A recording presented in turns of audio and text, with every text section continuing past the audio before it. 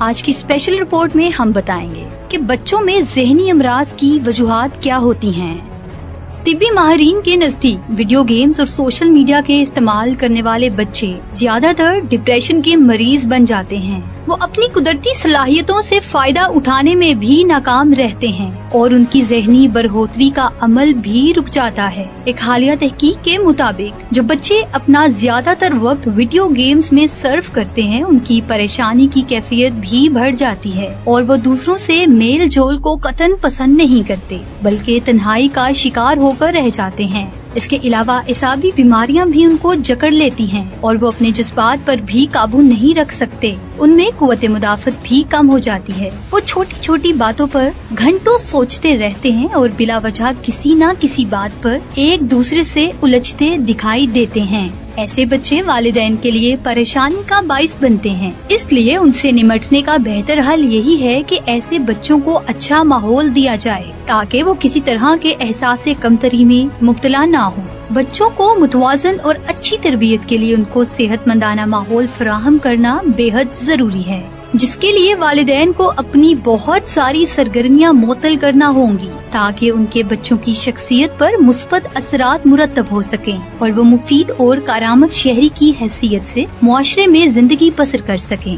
بچوں کو گھر کے ماحول سے باہر نکالیں اور ان کے اندر کچھ نہ کچھ کر دکھانے کا جذبہ پیدا کریں۔ آؤٹ ڈور کھیل بچوں کی ذہنی اور جسمانی تعمیر و مرمت میں اہم کردار ادا کرتے ہیں۔ ایک طرف تو یہ آپ کے بچوں کو نئے ماحول سے آشنا بھی کراتے ہیں اور دوسرا ان کی قدرتی صلاحیتوں کی نشوونما میں بھی مدد کرتے ہیں۔ فٹ بال، ہاکی اور کرکٹ ایسے کھیل ہیں جو نہ صرف جسمانی توانائی فراہم کرتے ہیں بلکہ منفی رویوں کو بھی دبانے کا کام سر انجام دیتے ہیں۔ ان آؤٹ ڈور گیمز کے ذریعے زندگی کے بہت سے حقائق سے بھی واقفیت حاصل ہوتی ہے۔ وہ اپنی صلاحیتوں کو بڑھانے کی تگ و دو میں لگ جاتے ہیں اور اپنا زیادہ وقت تخلیقاتی سوچ میں گزارتے ہیں، جس سے وہ خاطر خواہ فائدہ اٹھاتے دکھائی دیتے ہیں اور یہی ان کی کامیابی کی پہلی منزل ہوتی ہے۔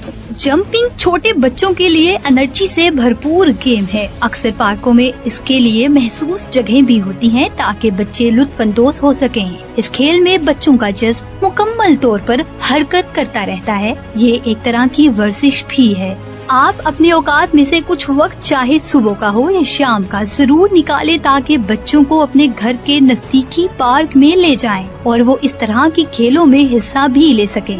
باسکٹ بال بھی ایک انرجی والا کھیل ہے۔ یہ بچوں کے اعصاب کو نہ صرف مضبوط بناتا ہے بلکہ ان میں برداشت اور افہام و تفہیم کی فضا بھی قائم کرتا ہے۔ بچیوں کو فارغ اوقات میں مختلف فلاحی اداروں کا وزٹ کروائیں تاکہ ان میں سوشل سرگرمیوں کا شوق پیدا ہو اور وہ مستقبل میں ایک اچھی اور مثبت سوچ رکھنے والے سوشل آرگنائزر کا روپ دھار لیں۔